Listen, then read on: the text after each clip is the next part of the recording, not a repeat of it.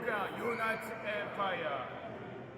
今日は試合があった。そして彼がエンパイアの応援してくれるってよ。みんな、ブローキンテーブルポッドキャストよろしく。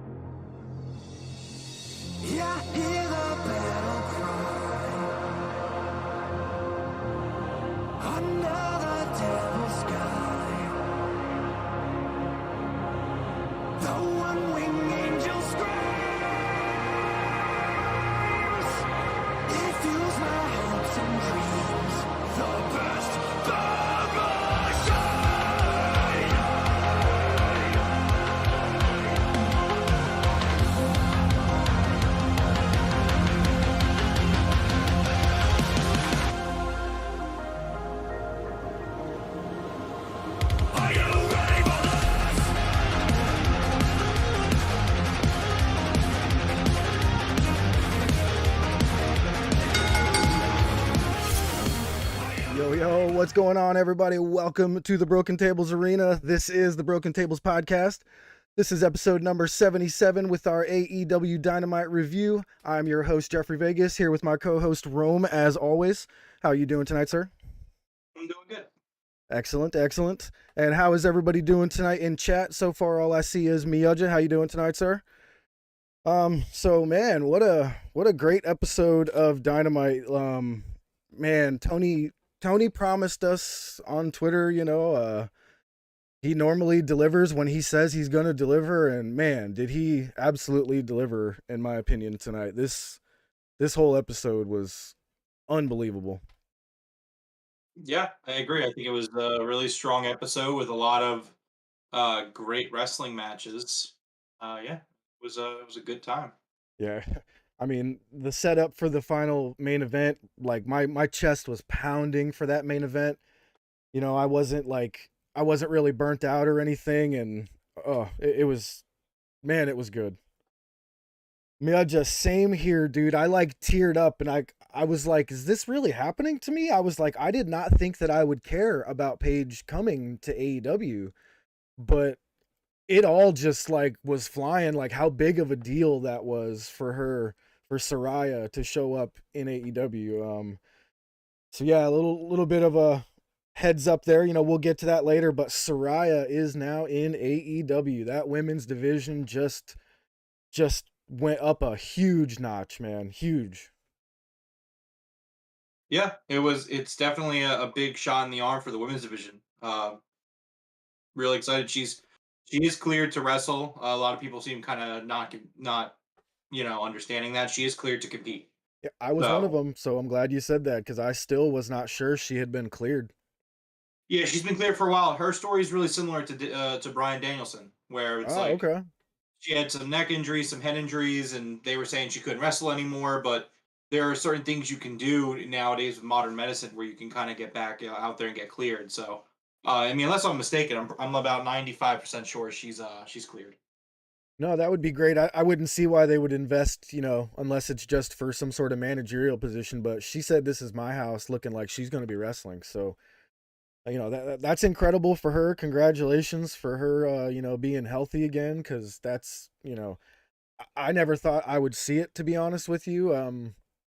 She was paralyzed in the ring for a minute. You know what I mean?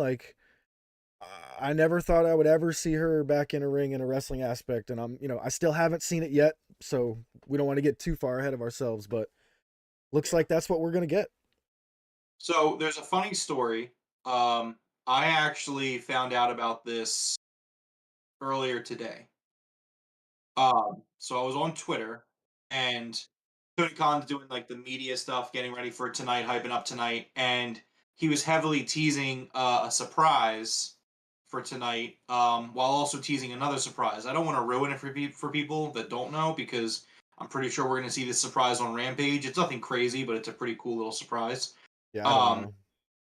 I won't tell it to you. You'll have to watch Rampage, because I'm pretty sure it's going to happen on Rampage. It's nothing mind-blowing, but so people were speculating if that was going to be the surprise. And Sean Ross Sapp tweeted at someone with a GIF of Paige. And people were like, "Oh wow!" And he's like, "It's just a joke. Relax." Well, it turns out it was not just a joke. Yeah, I mean, I like what Miyaja just said in chat. Saraya and Tony Storm, man, they would fit together like peanut butter and jelly. So that would be Yeah, nice. but it's a great moment for Saraya. I mean, she's always been such a great talent. Like, yes, after she kind of had to step out of the ring, she had a lot of issues. But I mean, she was on Renee Paquette's Sessions podcast like a few months ago.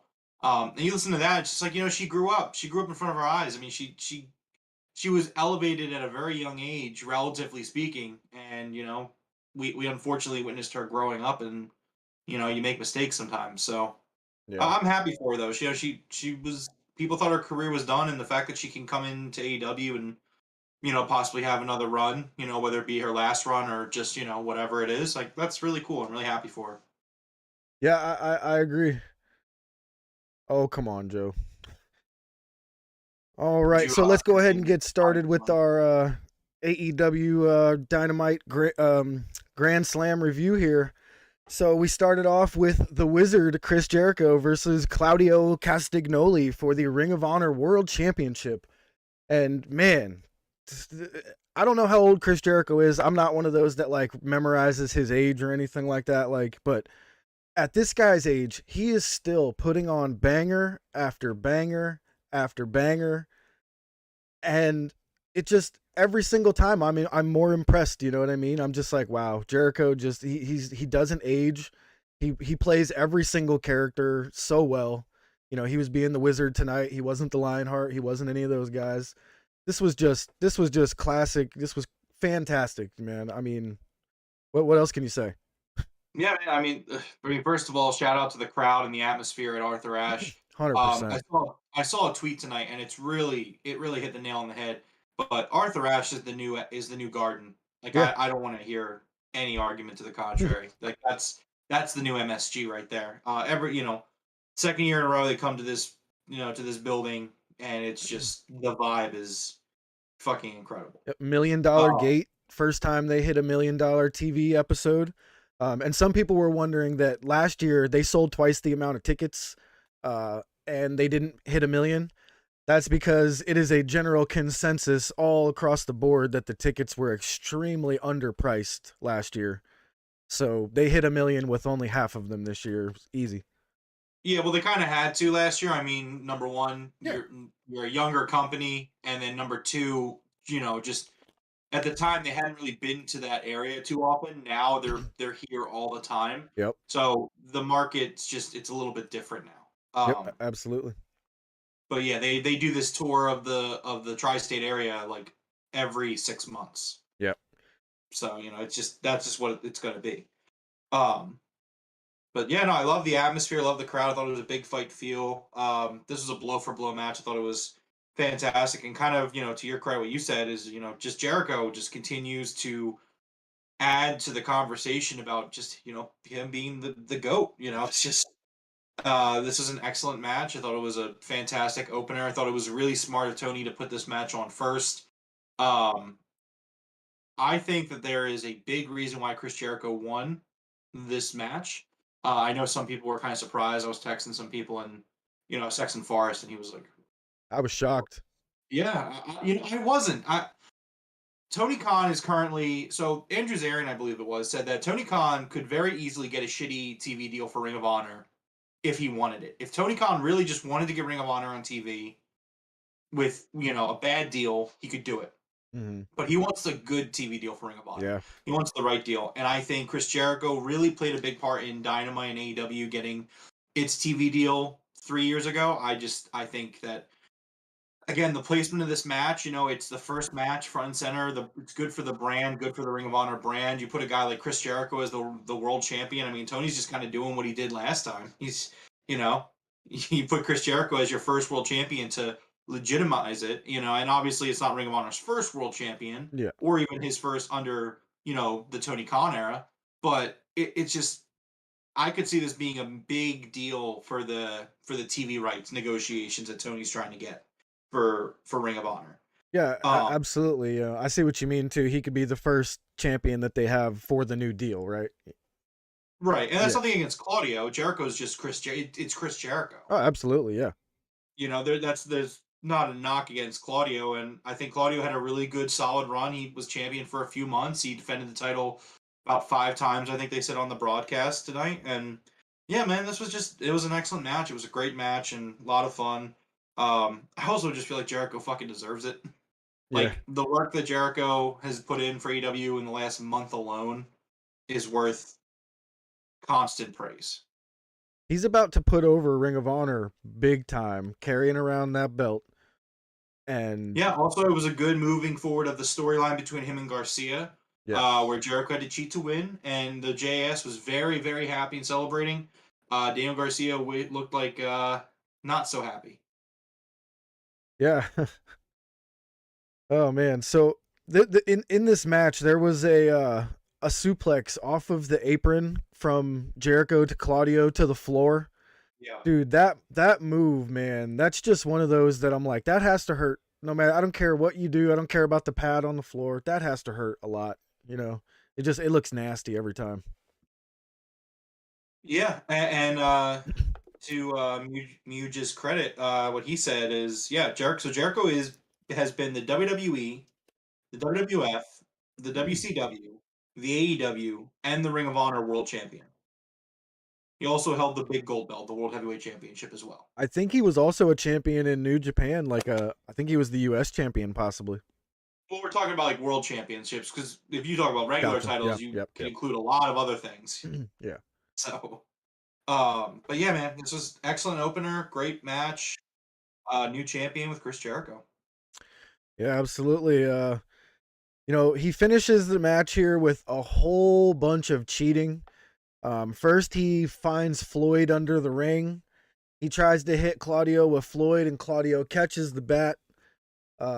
As Claudio throws the bat out of the ring, he kind of gets pushed into Aubrey.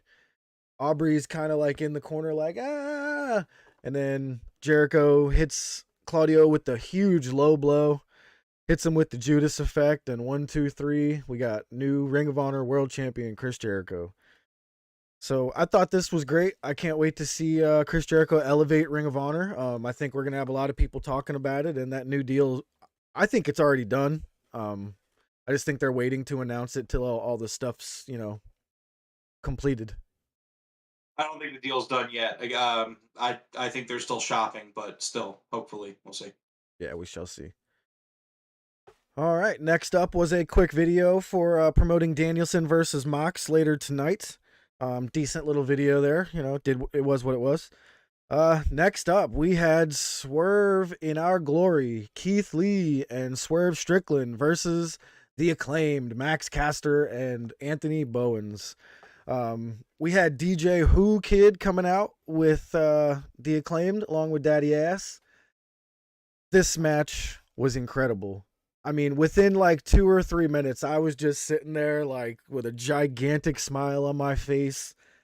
This was another one of my favorite matches I've seen in months, and it included the Acclaimed and Swerve again. Yeah, it was incredible. It was an incredible match, incredible moment. I don't want to take away from the match itself and the rap that was before the match because that rap was really good. I love the Cuomo line. The 2 liter Um, and the 20 ounce describing Swerve mhm, and Keith Lee, that was good. yeah, and they were wearing red and blue, so that Pepsi and Coke it was really good. Yeah.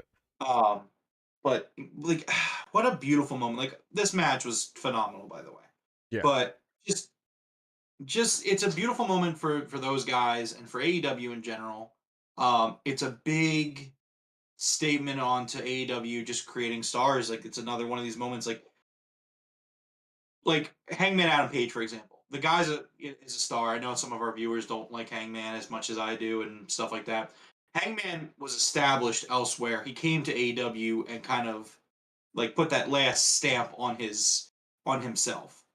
But like the Acclaimed, they have no history before AEW. These guys were brought in to AEW, thrown together as a makeshift tag team by Tony Khan, really just glorified jobbers at first. They were enhancement tag team.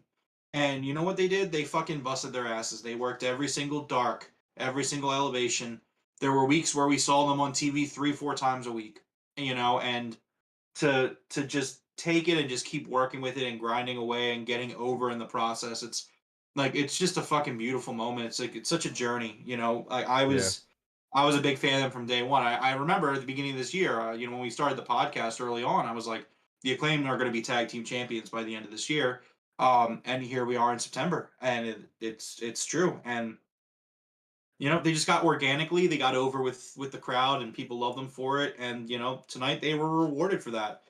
Um, Dude, this sometimes it doesn't. crowd. Yeah, sometimes you just got to give the people what they want, and you got to do things at the right time. A lot of times, wrestling companies, and this isn't just a shot at the other big company, just in general.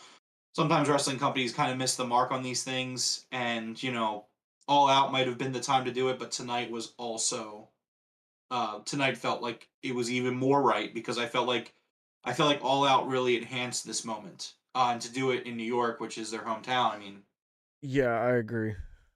it's bravo. It's The excellent. I'm very happy. immediately we got the "Oh, scissor me, daddy." The chants were just right Yeah. away. The moment we saw Swerve, holy shit! Did the boos? They were so. It was. Listen, you don't want to admit it or not. Rome was right. Swerve definitely turned heel. He is 100% a heel right now. Like, wow. He is getting booed heavily anytime he is in the ring. As soon as he hit the stage. And it was kind of funny because as soon as Keith Lee came out, they started cheering. So it was like they hate half the team. It was kind of, I thought that was a great little, thing the crowd was doing there. Yeah. But so yeah, beautiful moment. Just I'm so happy for them, and I'm gonna keep an eye on the shop for that and new T-shirt, because I don't know. I don't think I'm gonna be able to help myself. Oh man, how about Caster hitting that brainbuster on Keith Lee, man? Yeah, that was wild, and like that's the other thing. Like, I don't want to take anything away from Swerve and Keith Lee. Like, those guys are fucking phenomenal, and I can't wait to see what they're gonna be doing next. But Keith Lee hitting a Hurricane Rana on Bowens, I was like, what the That was fuck? nuts. Like, how do you even? It's impressive that Bowens was able to hold him, but the fact that Keith Lee, a man of that size, could do that type of stuff, like, it's wild. It's completely Yeah, wild. I'd say they were both just as impressive. The brainbuster, you pretty much gotta lift his ass up. So Yeah, Meduja saying that Swerve, he was on the sessions with Renee Paquette last week or this week. Definitely worth listening. I recommend it. It was a really yeah, good listen. Um, yeah, he said he's the biggest acquisition of any wrestling company this year, and yeah, it's really hard to argue it. I yeah. mean, Tell me when he's lying. All right, so congratulations to the Acclaimed. We have some interference from Daddy Ass on the outside. He hits the Famouser on Swerve on the outside, by the way. Throws him back in the ring, and we get the mic drop. 1, 2, 3. Acclaimed are the new tag team champions. Yo, what up, Juan? It's all good, man. You don't have to apologize for being late. So, yeah, what do you guys think? Acclaim new tag champions. I thought this match was incredible. I thought it was on par with the pay-per-view match. I want to say that it was better because the Acclaim came out on top this time, but in reality, like, the whole match itself, I think was not as good as the pay-per-view match, but the outcome, I think, makes it better, if that makes any sense. no, I agree with you. I think that from a bell to bell standpoint, I think their all out match was a little bit better. It Yeah. edges it out, but yeah, again, just that moment of just pure joy. Like, I was sitting there at watching in the other room, and I jumped out of my seat. I was just Oh yeah. I'm so happy for these guys. Like, I've been pulling for them since fucking day one. Like, but like it's awesome. I'm very happy for them. Yeah, I yelled out. I was like, yes! I was celebrating. It was nice. It was nice. All right, so next up we had Lexi Nair backstage with FTR doing a quick promo, and they were talking about how they are the number one contenders and it's about time that they get a shot. And immediately the Ass Boys came to interrupt them, and I have to admit, they cut an absolutely fantastic promo here on FTR saying like FTR you guys this or FTR you guys that. I thought it was great. Did you? I liked it. I thought it was on par with their usual work. I mean, it seems like you liked it a little bit more than that. It was good. I thought it was good. It seems like this is where FTR is gonna do next. It seems like so FTR was kind of in the holding formation here, waiting for their chance to challenge. And I do think that FTR is going to be the first team to challenge the Acclaimed, and I think that's going to put them on the map, facing the Acclaimed, defending the titles or facing FTR. Yeah, it was a good promo. I mean, it got the job done. We're going to see FTR versus the Gun Club. That's a fresh match that we haven't really seen. Who knows? We'll see what happens. Yeah. I thought it was great. I Like actually Juan think says, the match maybe was great. Billy Gunn playing a role in the finish in his 50s and can still hit the Faymasser. Yeah, that was great. part of me wonders if we're gonna see maybe the Gun Club. This might be a hot take, but I'm just gonna say it for the sake that they're heels. Maybe they cheat and they beat FTR for the Ring of Honor Tag Team Championships. Oh, wow. Yeah, Maybe we'll see. we shall see. Next up, we had Tony Schiavone interviewing Wheeler Yuta on the ramp. And immediately, Wheeler Yuta gets interrupted by MJF's music. And massive pop for MJF here in Queens. MJF comes out here and basically says, like, I am God to these people, but, I am the devil. So basically, all you people are devil worshippers. I thought that was hilarious, dude. It was one of my favorite parts of the night. MJF called the Blackpool Combat Club the Blackpool Cuck Club. Wheeler gets in his face. They basically wind up getting into a little scrap here. And Morrissey comes out and just, helps MJF annihilate Wheeler Yuta with the diamond ring, the dynamite diamond ring. So Go ahead. So yeah, I mean, I fucking thought this was really great. Yeah. Just having so you have Utic out there, he's talking about the match tonight. MJF comes out, interrupts him, like you said, and MJF just kind of starts shitting on the Blackpool Combat Club, and then he talks about taking advice from the senior members of the group. And he gets to Regal, and he talks about like ask Regal what it's like to pop pills, which That was, is yeah. Regal history. That's fucking just wild. That was the one that set him off. That was the one where Wheeler hit him. So Yuta fucking decked him in the face. I think it was supposed to be a slap, but he definitely like closed fist punched him. In which case MJF headbutts Yuta and then attacks Tony Schiavone. I thought this segment was just excellent. It would just hopefully it's building up for Yuta versus MJF. I think that would be a great thing to do.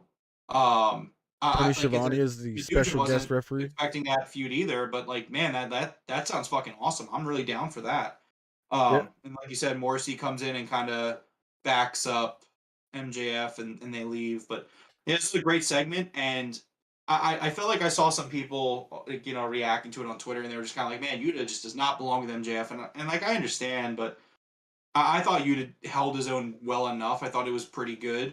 I mean, if you're gonna compare him to MJF, I mean, no, he's not as good as MJF, but he doesn't need to be. I mean, didn't they destroy him? I mean, he was left laying there unconscious, so. Yeah. There you go.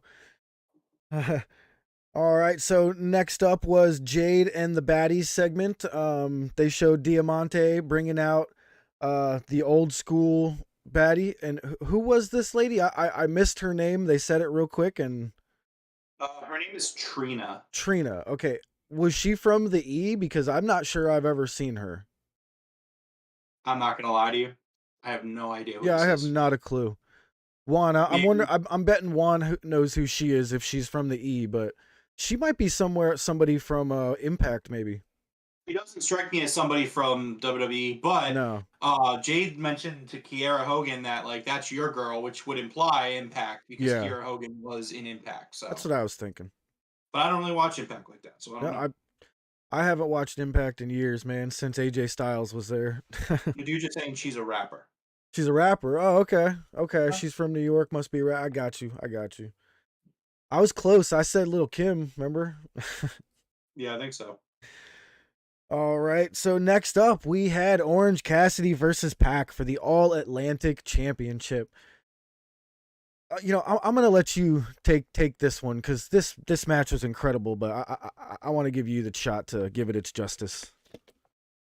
So, like you said, this match was incredible, and this match is the match that I would show someone to explain to them why Orange Cassidy is better than people give him credit. Both kayfabe and not, right? So everyone thinks, oh, he's just a gimmick, right? This match really showed what happens when Orange Cassidy has to try. And like, yes, I really wanted Orange Cassidy to win tonight, but I thought that the way that tonight was booked was almost just as good in helping to really cement that this guy is someone that in kayfabe, the wrestlers need to take seriously. Yeah. Again, it's mind games. Like that's his character. Is that like yes, he's playing as this guy that just doesn't care and he's whatever. And when he tries, he's gonna kick your ass. But like there's more to it than that. It's a mind game thing. He starts the match off, and what does he do? He goes to do his shade thing, and you think he's gonna get the pop, right? No, he grabs the shades and he fucking chucks them Chucks at him at him. Pac. Yeah. I And like then that what a does he lot. do next? What does he do next? He goes to do his pocket thing. Pac goes in. He lured Pac in and hit him. It's like this is what I'm talking about. So what follows is just an excellent match where Orange Cassidy went toe for toe with Pac, and this was the second match they've had. I fell in love with the first match, and I fell in love with this one too. I just thought it was an excellent match. These guys really bring out great work out of each other. Pac, the way he sells those DDTs is Yeah. fucking nasty. Like he just looks like he's dead Dude, when he sells I those actually DDTs. wrote that down. Pac sells DDTs like he just died. It's crazy. But so towards the end of the match, we get Cassie's really taking it to Pac to his limits, and you think that Pac's going to lose. Pac rolls out of the ring, goes over to the announce table. Cassidy follows him. Pac grabs the hammer used to ring the bell for the timekeeper, and he just decks Orange Cassidy with the hammer. Rolls him into the ring and gets the pin. So obviously I'm a little disappointed that Orange didn't win here, but just and the commentary did the perfect job with like making it clear, like, hey, like this guy Pac, who said, "You're a joke, Orange Cassidy. You're not to be taken seriously." Well, guess what happened tonight? He had to take him seriously. He had to go to extra lengths. He had to cheat to beat Orange Cassidy. Um, and I just thought that was a really awesome moment for Orange Cassidy and his development and his character. But yeah, this was an excellent match with a great story being told here that you cannot take Orange Cassidy lightly. When this guy wants to go and he wants to win, he's going to go and he's going to win. Um, and yeah, beautiful storytelling. Pac had to resort to some underhanded tactics to pick up the win here, and this is where a dirty finish is a good idea. Yeah. Other companies they have like 6 or 7 of them back to back in one night, and it's too much. And you know what I'm talking about. Yeah. Um, it's just a fact. It just happens on a weekly basis. Like this is like you don't do it super often. There were a few tonight, but like the fact of the matter is that they don't do it all the time, and it just adds value to it. The fact that that Pac had to cheat to win elevates Orange Cassidy's character in a Yes. way, in such a Absolutely. strong way. It's not just them standing around booking. It's not Tony Khan with the book and the pencil out, and he's like, "All right, well, we need to have a way to end this match. Oh, I really don't want either of these guys to lose. Let's just do a dirty finish." Like, no, this was booked in mind with a dirty finish for Orange Cassidy to get over, and it worked. Yeah, absolutely. And like Trav Rock just took it right what I was just gonna say. Next Battle of the Belts coming up. Cassidy should take it from him there. There should be a rematch. Tony should put out a tweet. I can't stand these, messy finishes. We're gonna have a dude put him in a cage match. Oh, yes. Yeah, but so this feud has been what I've been talking about Orange Cassidy. I'm so happy that they booked him in this feud the way they did because, again, I'm Orange Cassidy fan and Jeff is not, and that's okay. What do you But mean? I'm gonna sit here week in and week out on the pod, and I'm gonna defend this man because, god damn it, I can't wait to look back on this year in December and talk about our matches of the year because Orange Cassidy's got like 2 or 3 matches for me that are definitely worth mentioning. And this is one of them. Well, yeah, like I said, this was a fantastic match. Excellent finish here. Great way to boost Cassidy's character. I even wrote down a couple of times, I was like, he's actually trying. He's taking this seriously, and it looks great. Now, I'm shocked you didn't mention this here, because this is when I first saw the sign in the crowd. Pokemon Black and White is greater than Pokemon Red and Blue.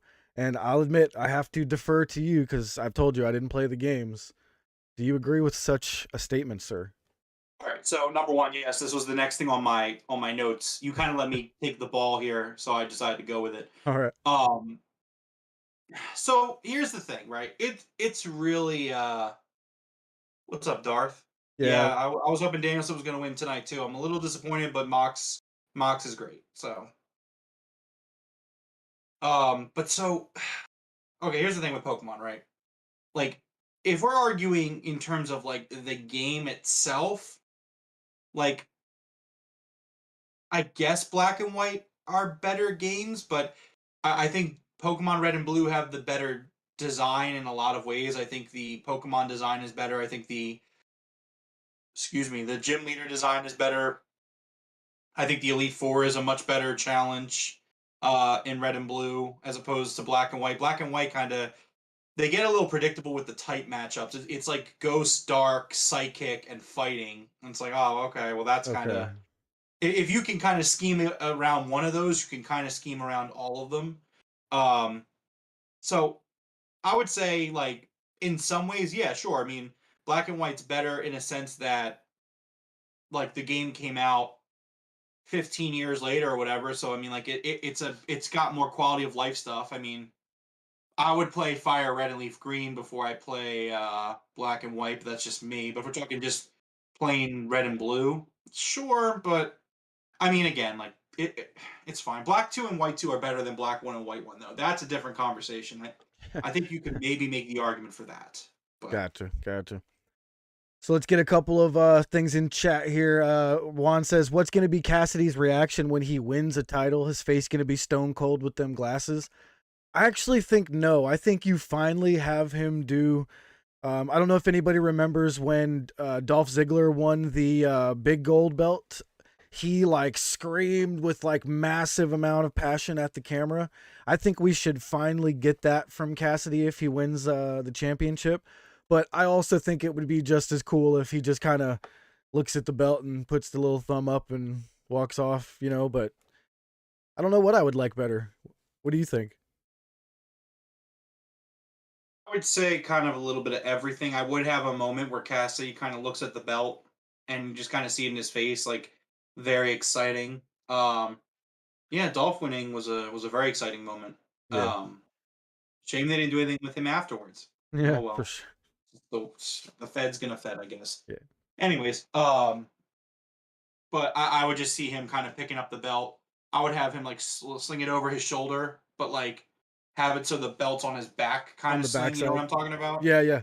Where you see the strap here, and the belt's just behind him, and he's just kind of carrying it. Yep. And like just the glasses on, and just like, just go. Darth saying yellow was great too. Oh yeah, absolutely. Yellow is phenomenal. I mean, in terms of that Gen 1 gameplay, they switched up some stuff. They made the movesets a little bit better. Obviously, you can catch all three starters in it. My only thing about Yellow is, and I know they did it because they wanted to go off of like the show a little bit, but man, I wish you could evolve your Pikachu. That's like the one thing about Yellow I don't like. It's just like, I get it, Pikachu's like the mascot, but like, can we just just evolve him? Just let us evolve him. Why not? Yeah.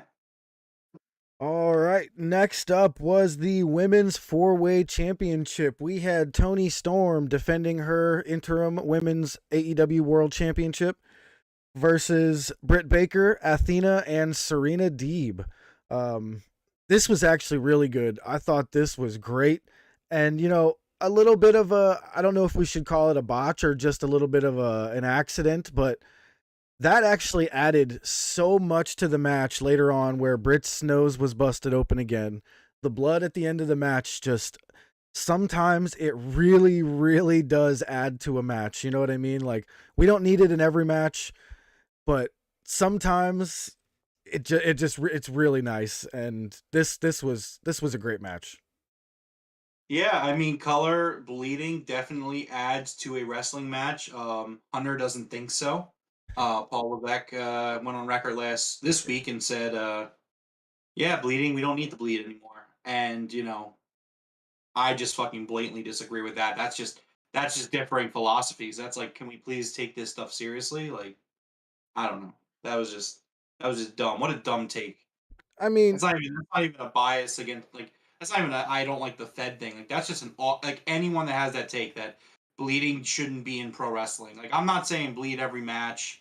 I'm not saying go the Cody route of like every match you need to be like, but like, come on, like the way that I like you said, the Britt way that I bleeding tonight. Like, if I was Britt Baker, honest to God, I would just start telling people to punch me in the nose during yeah, the match. I would just be like, yo, like towards the end, like just rock break my me.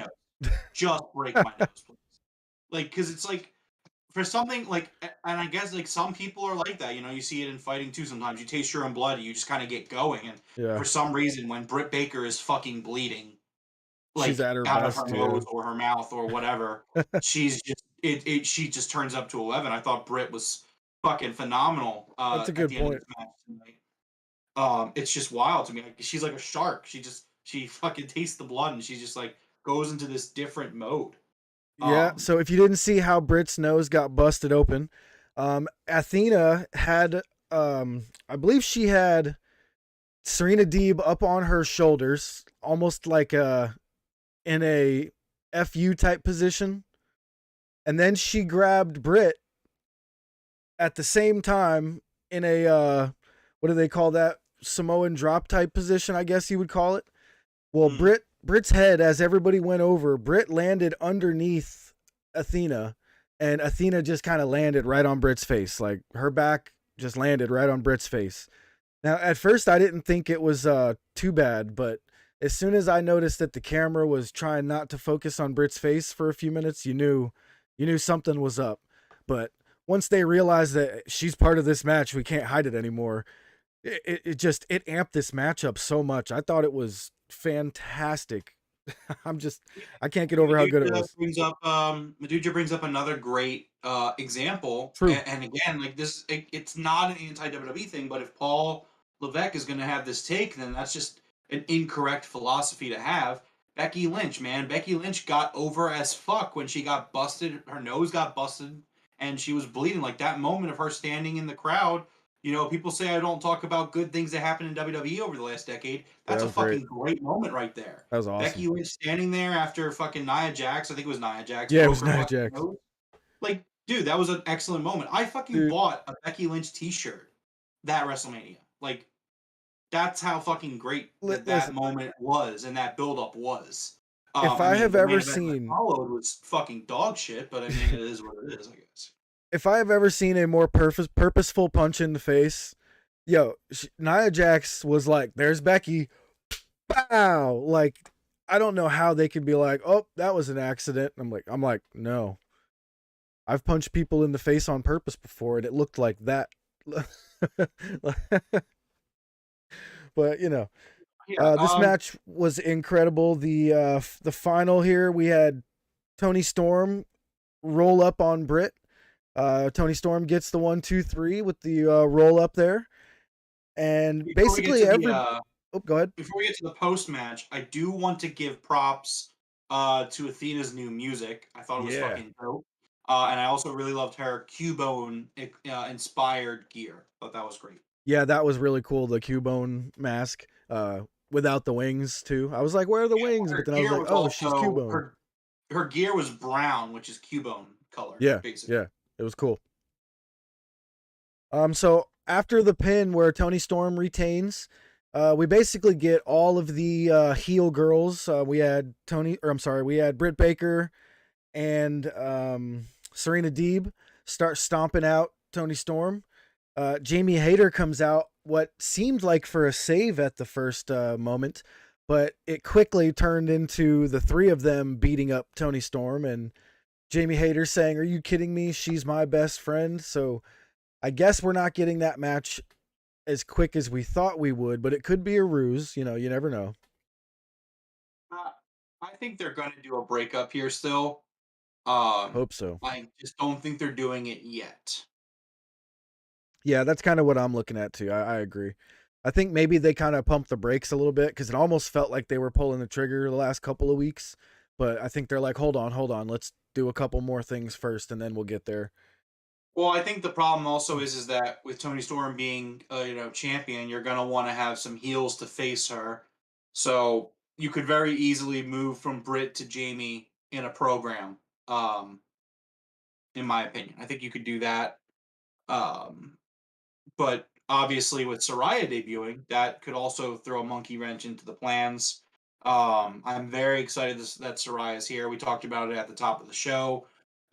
Great moment. Again, just another great moment for, another wrestler who, they it's just good to see these people get to end their careers on the note that they want to. You know what I Yeah. mean? And it's just a fucking awesome moment. And I'm very happy for her. And she looks great. So let's see what she can do in the ring. Dude, I want to go over it again, man. But as soon as I saw that name pop up on the screen, like if you guys would like, okay, let me back up a little bit to a couple of weeks ago, hearing like Saraya might be coming back to WWE or might be going here to AEW. I was like, I don't really care too much. Last I saw her, she was basically paralyzed in the ring. I'm not sure she can wrestle ever again. I wasn't sure if she had been cleared. But dude, when I saw that name, it was like this huge rush of emotion for me, man. Like I kind of teared up a little bit. Like I didn't cry or anything, but I did like tear up. My eyes started to water just a little bit, and I was like, "Wow, this is big for AEW." Like it just immediately dawned on me like how big a deal that is for AEW themselves. You know what I mean? Yeah, it's a huge moment for everyone involved, and in today's climate right now, where you have Hunter just kind of scooping everyone up again, he's going back to what he was doing before. Shocker. These AEW debuts are, obviously they get a little few and far in between, because there's just not a lot of stars sitting out right now. Between WWE, AEW, Impact, New Japan, there's kind of just I can't like the last one that I can think of is Bray, and I'm pretty sure we're going to see him on Friday on SmackDown. But I mean, it's just a great moment for her. I'm really happy for her. And yeah, I do see her beating Jade. I mean, that could be the one that we've been waiting for. Yeah, I agree.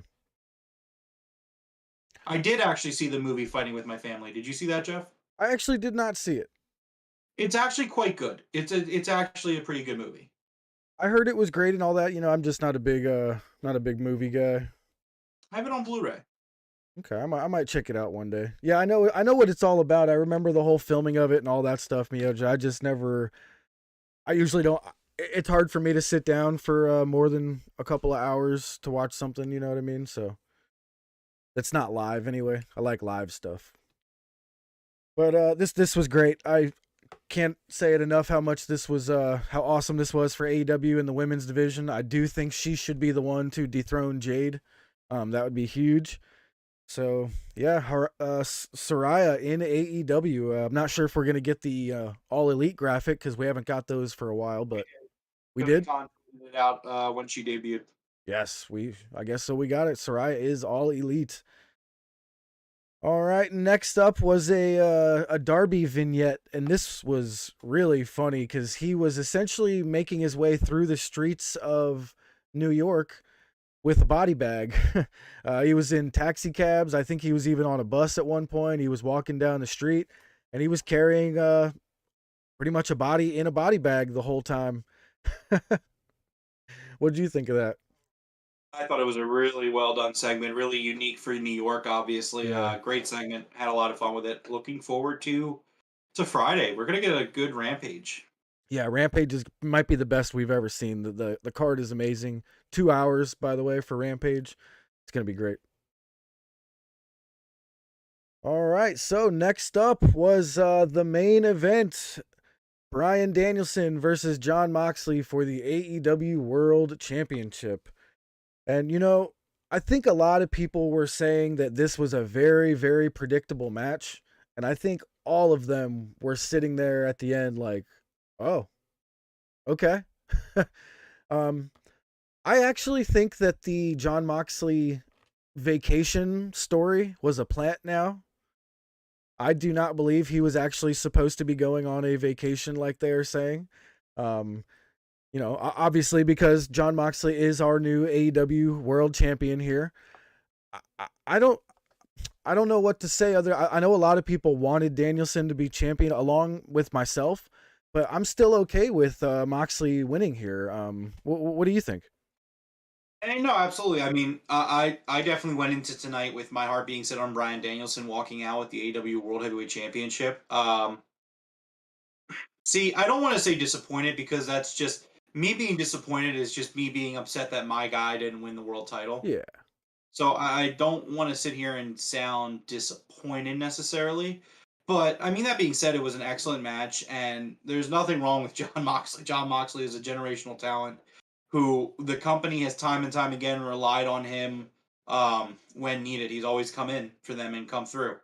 So I think that Mox winning is a great. I don't really have an issue. I don't have an issue with it. Excellent match, an excellent wrestler being the world champion. I don't think that his vacation was a plant. I mean, unless this whole brawl out situation was a work, which we've gone back and forth and we don't know. But I don't know. I'm cool with it. I have no problem with Jon Moxley being the world champion. I won't use the word disappointed. Even though I really wanted Bryan to win this tonight, I thought his gear was fucking phenomenal, and I was really ready to go with Bryan winning the title. Thought I was going to be buying 2 and new shirts tonight, but it's not the case. But yeah, no, I mean, excellent match, and Jon Moxley's the world champion. I don't think he's going to be champion for too long, but we'll see what happens. Yeah, so Juan C said there, who do you think Mox would have feuded with if Punk didn't get suspended? So I think that's from me saying I think that it was a planted story. So if you guys remember, right before this all happened, Moxley and MJF got face to face in the ring, and Moxley basically kicked MJF out of the ring. I think that's where Moxley was headed before the Punk incident. So that's another reason that I don't believe that he was actually going on vacation there. Maybe after that. Part of me thought that actually, I thought Punk and MJF were going to be the next feud before Punk got hurt and whatever happened. Yeah. I don't think Punk was going to actually hold on to it for very long. I think that was going to be part of the idea of MJF getting nuclear heat was to cut Punk's title reign short, but we didn't get that, unfortunately. No, it's all good though. No, it is. It's fine. I do think that. Yeah, I just don't see Mox having a very long title reign. I could see him dropping the belt by Full Gear, which I guess is a 2-month reign, so it's fine. But I mean, yeah, we'll see. Yeah, like Darth says, MJF is amazing. His interview with Barstool was amazing. Yeah, that was a great interview. Same with the Tony Khan interview. And remember, I told you that Barstool Wrestling got canceled a while back, and I love how Tony threw it in at the end of his interview that, like, look, I got you your show back, didn't I? So he must have talked with Dave Portnoy and was like, listen, man, we need that show. It's good advertising for us. So that's cool. This was a great match here. I have to admit that right at the beginning of the match, I started getting vibes of Danielson winning the championship at WrestleMania and having Randy Orton cash in on him. But as soon as they showed where MJF was sitting in the audience, I realized he wasn't going to be cashing in. He was in one of those private suites that I was like, okay, he has no way down there. You know what I mean? Yeah, and I think they did that on purpose. I didn't think that coming into tonight, I didn't think MJF was going to cash in tonight. I think that they're building this up where they're going to tease it a lot. It's not really clear. So we know that MJF can cash in at any sanctioned event. That is what Tony Khan said today on Busted Open and on Wrestling. He said that MJF can cash it in at any sanctioned AEW event. Now, it's not 100% clear if MJF can do it whenever during the show or if he needs to announce it before time. I don't know. I think the way he was sitting with the chip in his lap tonight, I think they're insinuating he can do it anytime he wants. But we still really don't know. Yeah, probably. I think you're right about that. Yeah. So Danielson and Mox put on an absolute textbook professional wrestling match here tonight. Both of them got all of their spots in, got all their moves in, the stomps, the elbows, you name it. Um, and like I said earlier, Tony did an amazing job with the entire booking of this whole show, to where like I wasn't burnt out. Like I wasn't all like, sometimes, the crowd has already had so many amazing things happen that for the main event, they're out of energy and stuff like that. I mean, I was still amped up. I had the perfect amount of energy going into this final match. My chest was actually pounding for this match. Like I had butterflies, and just Tony did an amazing match, or did an amazing show from beginning to end tonight. Yeah, I thought it was an excellent show. It's really strong, great booking. Had a surprise here and there. Had a lot of fun. Yeah, absolutely. We got that crazy headstand crab spot from Danielson with Mox this time, where they slap each other while they're doing that weird headstand with their legs tangled up. That thing is crazy. I hope somebody posts a clip of that online. You guys got to see that if you didn't see it. Um, the finish here, man. We got a King Kong lariat. We got a Busaiko knee. We got a curb stomp. We got a Death Rider. We got some face stomps from Mox. We got face stomps from Danielson. We even got a Death Rider to Danielson out on the ramp, and Danielson's like lifeless body like rolled into the ring off the ramp. I thought that was the end right there, but Danielson kicks out of that one, but Moxley locks in the rear naked choke and chokes Danielson out. This is the second time Danielson has gone out, so I think we're doing a thing where he refuses to tap out. I'm almost certain we're doing something like that. But he passes out. The ref grabs his hand, drops it back down to the mat, and calls for the bell. Jon Moxley is our new 3-time AEW World Heavyweight Champion. Yeah, the thing that I always kind of forget, because he's just my favorite wrestler. Like in terms of in ring wrestling, he's the best wrestler in the world.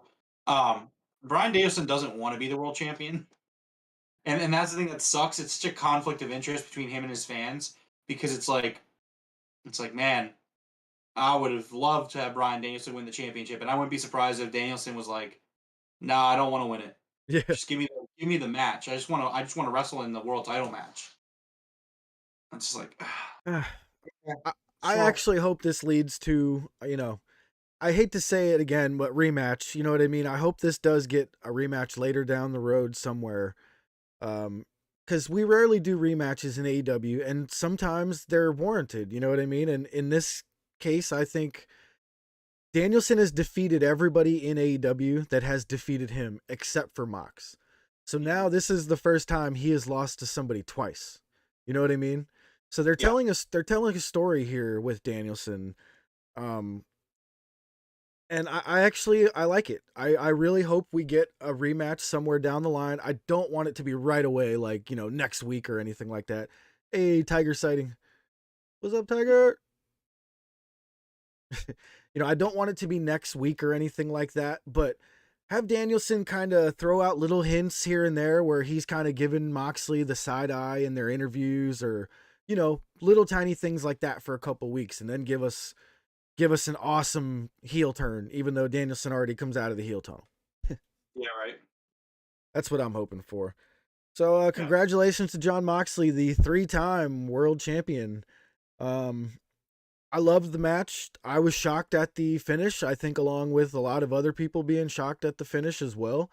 Like I said, a lot of people thought this was a very predictable main event, and turns out it was not as predictable as some may have thought. So, good job on Tony Khan, man. From beginning to end tonight, I thought this was absolutely a great episode of Dynamite. One of, if not the best episode I've seen in a long time. yeah. It was awesome. All right, so what do we have for our Rampage lineup? You got to go. All right. Well, Rampage is currently being taped now. It's a 2-hour show. It is the Grand Slam Part 2. We have a no disqualifications match: Sting and Darby versus the House of Black. we have the Grand Slam Golden Ticket Battle Royal.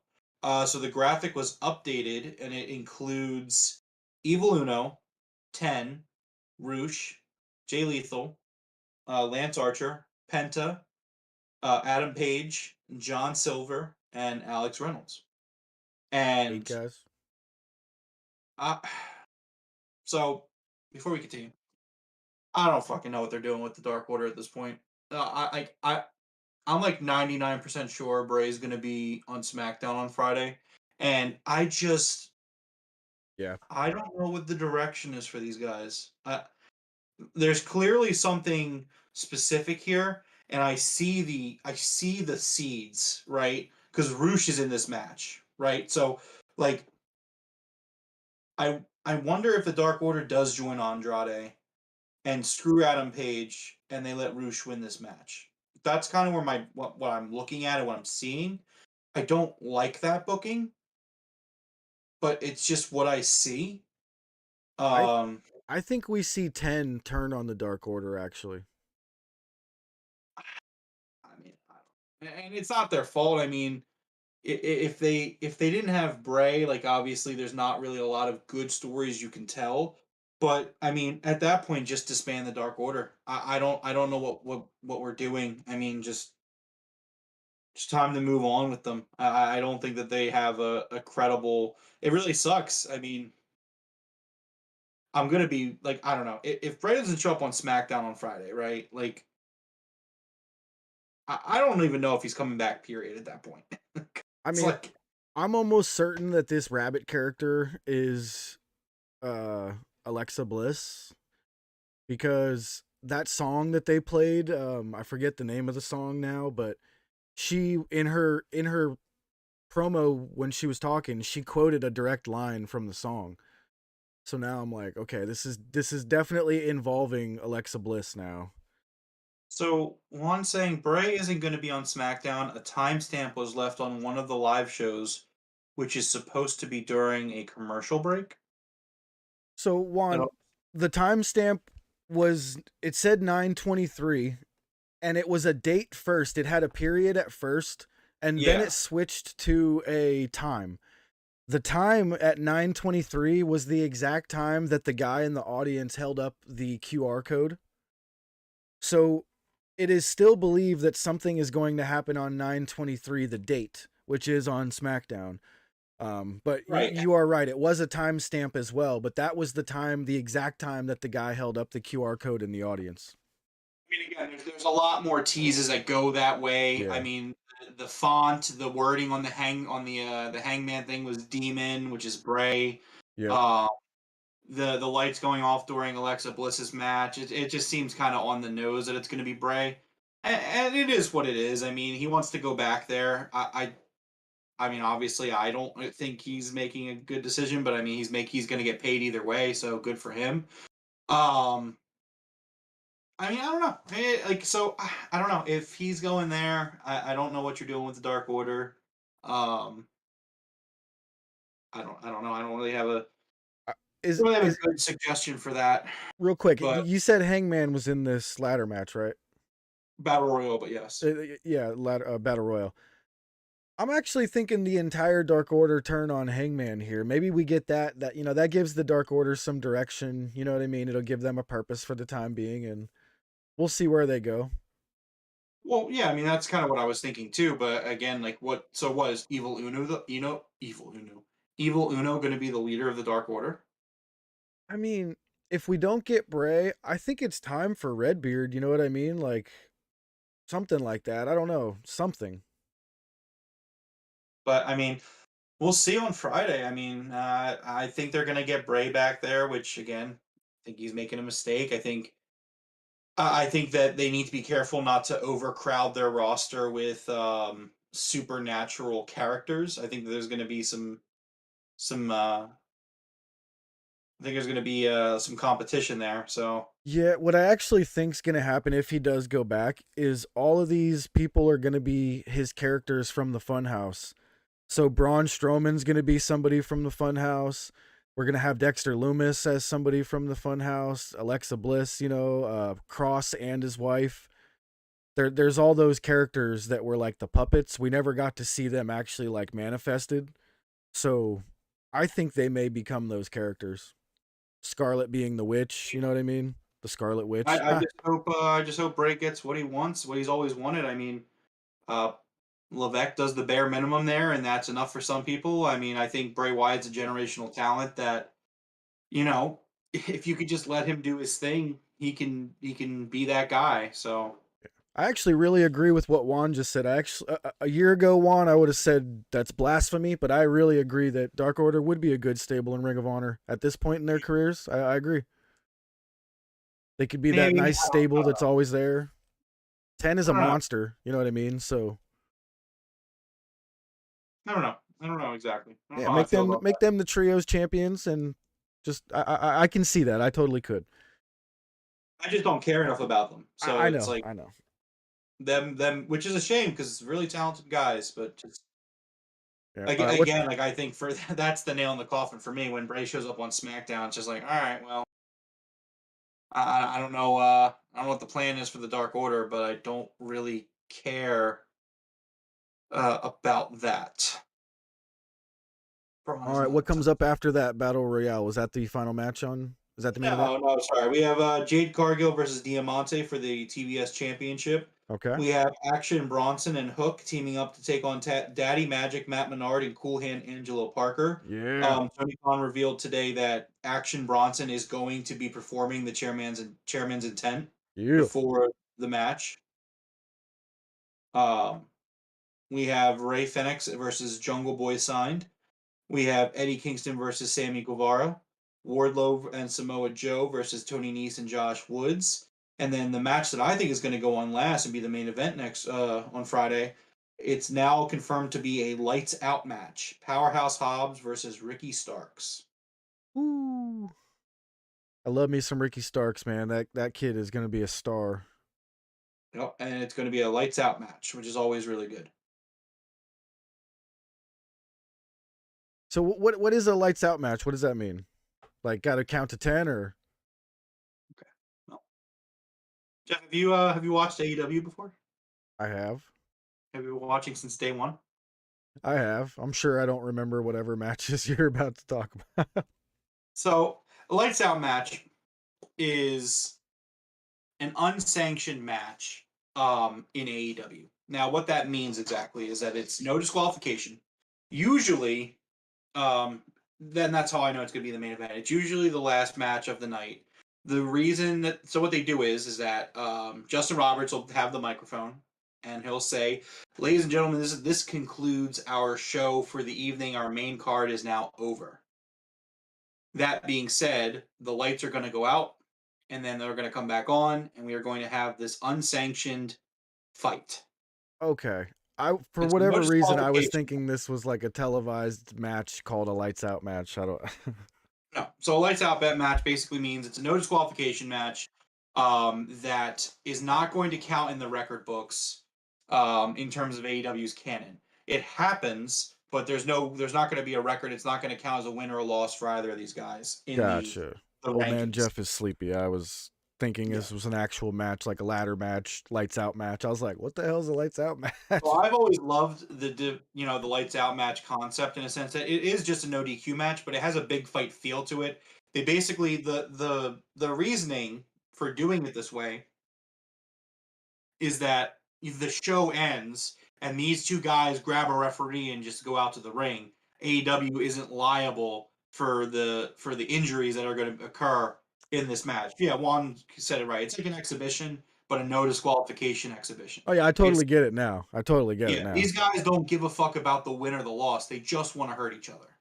That's what this is about. This is about them fighting, and obviously they want to beat each other to say they beat each other, but they don't need the ranking to tell them that they beat them. They just want to fight them. Adam Cole and Orange Cassidy had a lights out match this year that was very good. Yes, they did. Yeah.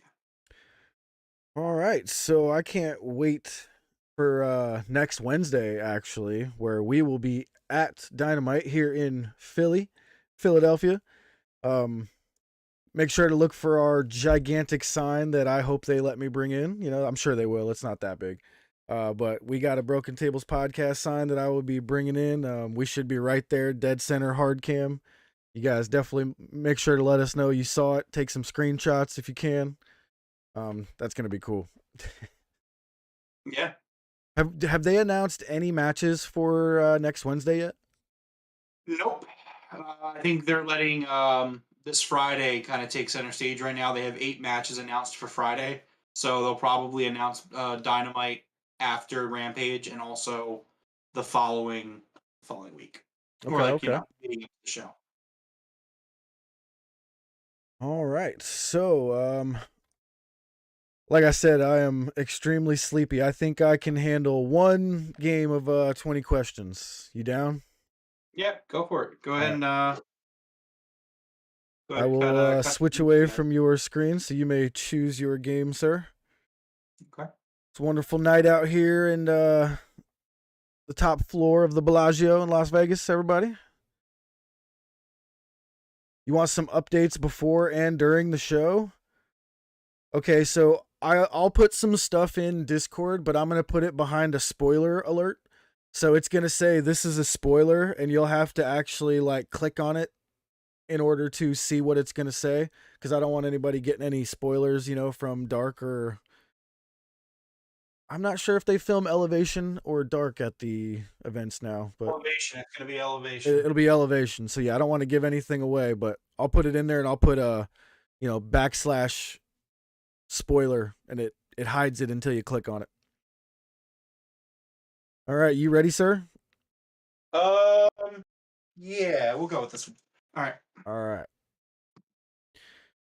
So, we are playing 20 questions, trying to figure out what video game Rome has chosen from his extensive library there. I get 20 yes or no questions. They can only be answered by yes or no. Chat, you are allowed to help me as much as you can. And we ask these questions and try to figure out what game he has chosen. So, let us start off with my traditional question number 1. Is this a shooter of any kind? It is. It is. All right. So, it's been a while. We got ourselves a shooter. Let's see here. Man, is this a first-person shooter? It is. Okay, we have a first-person shooter. I'm getting excited now. Now I'm going to sit up in the chair. I might have actually played this. All right. Let's see. Ooh, I don't know what to ask now. I never got a yes on this. Okay, that's 2 questions down. It is a first-person shooter. Okay, do we use weapons that really exist in reality? No. No, okay. So we have scientific, or, man, I am tired. I can't even think of the word right now. We have science fiction type weapons. There we go. All right. So is this in the Halo universe? It is. It is. All right. That's a very quick one tonight, because I'm trying again. Eventually, you're gonna have to get all the games I have. Yeah, eventually we'll get through them. It's a lot. Like, you have like 300 just behind you. All right, so we got some Halo. Jordan! What's up, Jordan? All right, so in the Halo universe, this is going to be tough for me unless I just ask, like, is it 1, 2, 3, 4? I don't want to do it like that. All right. Let's see here.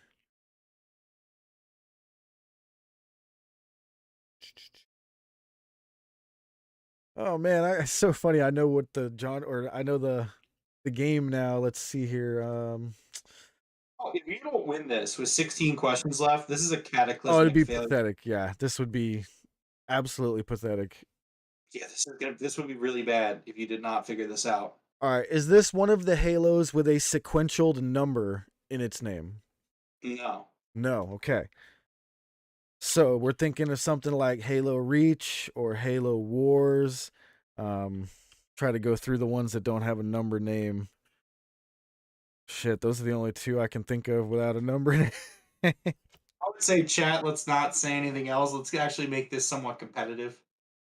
Okay. So chat, just go ahead and go radio silent here. Oh, this is tough. If you name it before Jeff does, I'm just not going to give Jeff the credit once again. So, do you, I guess. Jeff could actually pick up his first win by himself here. I know I could So, hear actually, yeah. Let's let him figure this out. Okay, there is another one. I'm trying to remember what it was called. God dang it. There was Halo Wars. There was Halo Reach, I think. Was Reach one of the numbered ones? I feel like it was like Halo 4 Reach or something. All right. Let's start doing this. So it feels cheesy, but all right. Was Reach in the name of this Halo game? No. Okay. All right. All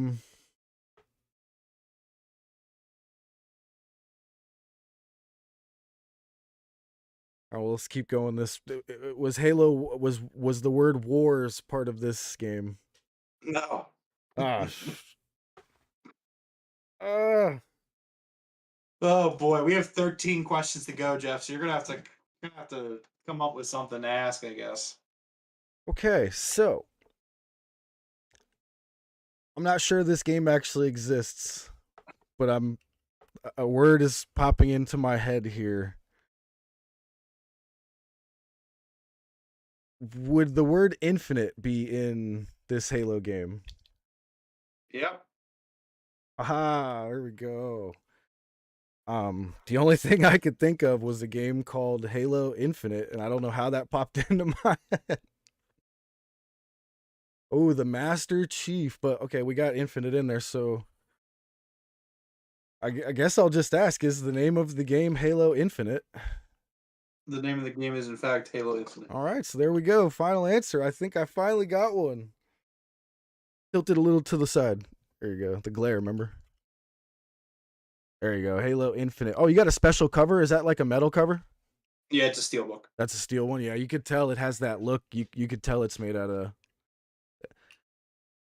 Yeah, it's very shiny. I finally got one, guys. Yeah, with a little bit of help. Like Jordan said, Halo 3, but I was already going across that line of thinking as soon as we had the sci-fi weapons.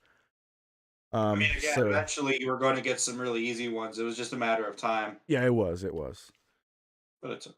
All right, I'm going. I get to go to bed with a smile on my face tonight. That is awesome. All right, well, thank you guys very much for hanging out with us tonight. You want to go ahead and close us out, sir? Yeah. All right. Well, this has been episode 77 of the Broken Tables podcast. If you enjoyed the video, please leave us a like and a subscribe or a follow, depending on where you find us. Thank you to everyone who checked us out live tonight here on youtube.com. We really appreciate it. Thank you to everyone who is not listening to us live. They're listening to us in the future, aka the coach and everyone else. Thank you wherever you're listening to us, whether it be on YouTube, Spotify, Amazon Music, Google Podcasts, and Anchor. You can follow us on Twitter at Broken Table Show or on Facebook and Instagram at The Broken Tables Podcast. We go live on YouTube following every single AEW Dynamite, Rampage, and even pay-per-views. We will be back on Friday for our post-Rampage Grand Slam review. Next week, I don't know what our schedule is going to look like because we are going to be at AEW Dynamite here in Philadelphia on the Liacouras Center. We hope to see everyone until next time. Have a great Thursday. We'll see you guys on Friday. Right on. Until then, top guys, out.